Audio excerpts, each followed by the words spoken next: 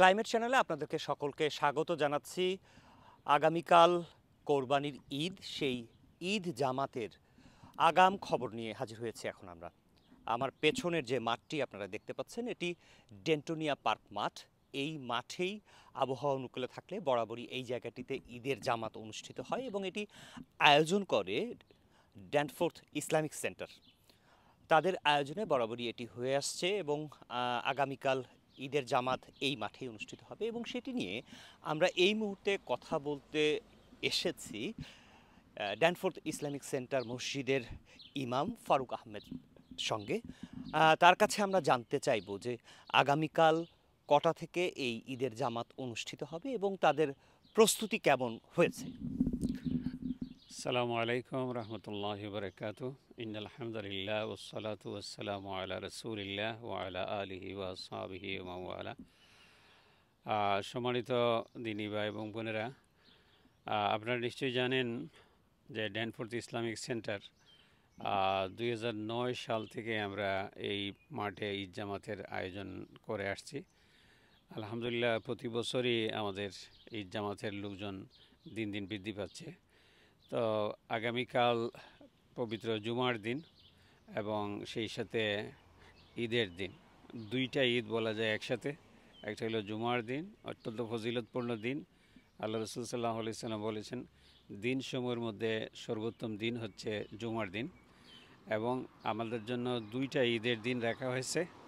এই দুই ঈদের মধ্যে একটা হচ্ছে ঈদুল ফিতর আর একটা হচ্ছে ঈদুল আজহা।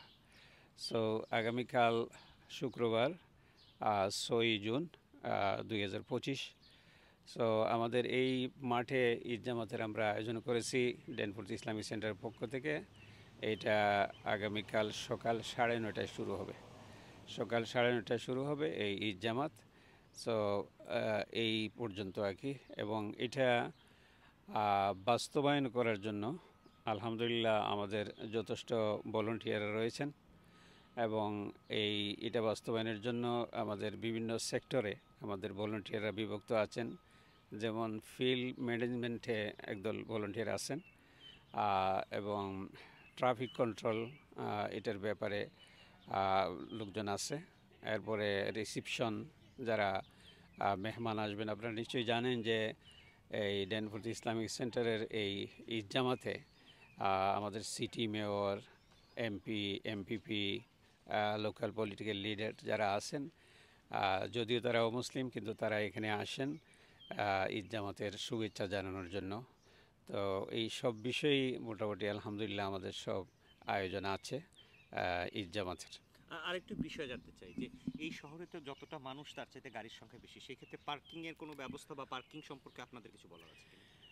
পার্কিংয়ের ব্যাপারে আমরা আগেই বলে দিয়েছি যে আসলে ওইরকম এই মাঠের ওরকম পার্কিং নাই, বাট এটা আমাদের ওইদিকে পার্কিং লট আছে, শপার্স ডাক সহ এই বিশাল পার্কিং আছে।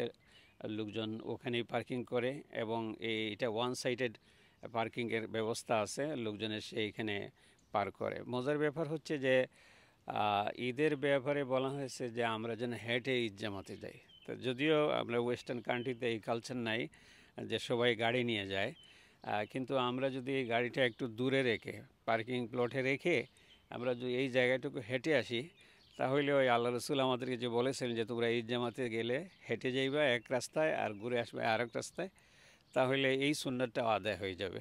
এই জন্য আমরা ভাই বোনদেরকে বলবো যে আপনারা যেখানেই জায়গা পাবেন নিজ দায়িত্বে পার্কিং করবেন এবং ওখান থেকে হেঁটে আসবেন। আরেকটি বিষয় সেটি হলো যে এই এই এই ঈদ জামাত তো এই জায়গাটিতে হবে না, প্রচুর মানুষের সমাগম হয়, সেক্ষেত্রে নারীদের জন্য আলাদা কোনো ব্যবস্থা থাকছে কিনা? আলহামদুলিল্লাহ আমরা প্রতি বছরই আমাদের মহিলাদের জন্য নামাজের ব্যবস্থা এই মাঠে আছে। এটা ব্যতিক্রম হচ্ছে যে যেমন বাংলাদেশে আমরা দেখেছি যে শুধু পুরুষরাই বেশিরভাগ ঈদের জামাতে নামাজ পড়েন, কিছু কিছু জায়গায় ইদানিং প্র্যাকটিস হচ্ছে। বাট আমরা এখানে খোলা মাঠে ঈদ জামাতে আমরা মহিলাদের জন্য ব্যবস্থা রেখেছি, এবং প্রতি বছরই শত শত হাজার হাজার মহিলা এখানে হয় আলহামদুলিল্লাহ, এবং সেই সাথে বাচ্চারাও আসে। তো এদিকে পুরুষের সামনে ব্যবস্থা, পিছনে মহিলাদের ব্যবস্থা আছে, এবং সেই সাথে বাচ্চারা। তো তো সবাই যেখানে একত্রিত হয়, কিছু কিছু জায়গা আছে যেমন দেখা যেতে যে মসজিদে পুরুষ নামাজে গেছে, তো মহিলা বাড়িতে বসে আছে, বাচ্চারা আরেক জায়গায় যাচ্ছে। তো এটা একটা সুবিধা হলো যে ফুল ফ্যামিলি নিয়ে আপনি চলে আসতে পারবেন এখানে। এখানে আসলে একসাথেই নামাজ আদায় করলেন, এরপরে একসাথে ওখান থেকে আবার গেলেন। এটা একটা আনন্দ। আলহামদুলিল্লাহ এই ব্যবস্থাটা দীর্ঘদিন থেকে আমরা করে আসছি। আগামীকাল আমাদের আনন্দের একটি দিন, সেই ক্ষেত্রে যারা এই অনুষ্ঠানটি দেখছেন তাদের জন্য স্পেশালি কিছু বলার আছে কিনা? আমরা আমাদের সম্মানিত ভাই বোনদেরকে বলবো যে আপনারা আগামীকাল আলহামদুলিল্লাহ আমাদের এই ঈদ জামাতে অংশগ্রহণ করবেন।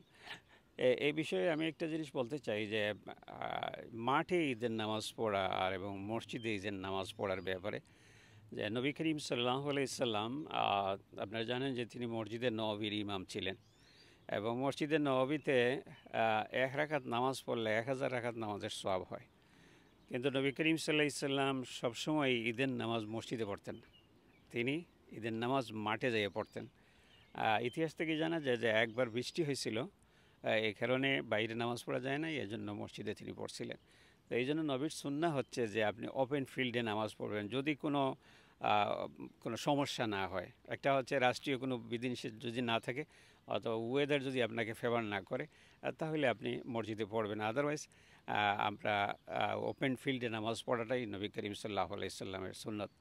যেমন গত রমজানের ঈদে আমাদের সব প্রস্তুতি ছিল। আমরা এখানে আমাদের গাড়িতে লোড করা ছিল টার্প, যেটা আমরা এখানে বিছাই।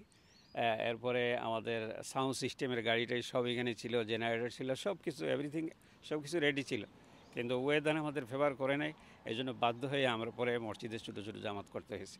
তো আলহামদুলিল্লাহ আমরা মনে করি যে সবাই দোয়া করবেন এবং আগামীকাল আলহামদুলিল্লাহ আমরা দেখতে পাচ্ছি ওয়েদারই খুব ভালো। তো নারী পুরুষ যারা আছেন আমরা সব ভাই বোনদেরকে অনুরোধ করছি যে আপনারা স্বতঃস্ফূর্তভাবে ড্যানফোর্থ ইসলামিক সেন্টার কর্তৃক আয়োজিত ডেন্টোনিয়া সকার ফিল্ডের এই ঈদ জামাতে আপনারা শরিক হবেন। ঈদের দিনের একটা সুন্নাহ হচ্ছে বেশি বেশি তাকবীর বলা। তো এই জন্য আপনারা তাকবীর পড়তে পড়তে এই ঈদ জামাতে আসবেন। সবাইকে ঈদের অগ্রিম শুভেচ্ছা জানিয়ে আমি শেষ করছি। সেই সাথে ক্লাইমেট চেঞ্জকেও মোবারকবাদ জানাচ্ছি, ধন্যবাদ জানাচ্ছি যে আপনারা আমাদের এই ঈদ জামাতের ব্যাপারে ভূমিকা রাখছেন যাতে করে মানুষের কাছে এই ঈদের দাওয়াতটা পৌঁছে। তো এই জন্য আপনাদেরকেও ধন্যবাদ এবং আপনাদের যারা দর্শক শ্রোতা আছেন তাদেরকেও ধন্যবাদ। আসসালামু আলাইকুম। আমরা কথা বলছিলাম ড্যানফোর্থ ইসলামিক সেন্টারের মসজিদের ইমাম ফারুক আহমেদের সঙ্গে। তিনি আমাদেরকে জানাচ্ছিলেন যে আগামীকালকে কি কি তারা প্রস্তুতি এই জায়গায় নিয়েছেন। তিনি বলছিলেন যে মাঠ ইতিমধ্যেই প্রায় প্রস্তুত হয়ে গেছে, ছোটোখাটো যে কাজগুলো আছে সেটি সকালের মধ্যে শেষ হয়ে যাবে। এবং তিনি আরেকটি গুরুত্বপূর্ণ কথা বলেছেন যে আপনি আপনার পুরো পরিবারকে নিয়ে কিন্তু এই মাঠে এসে নামাজ পড়তে পারবেন।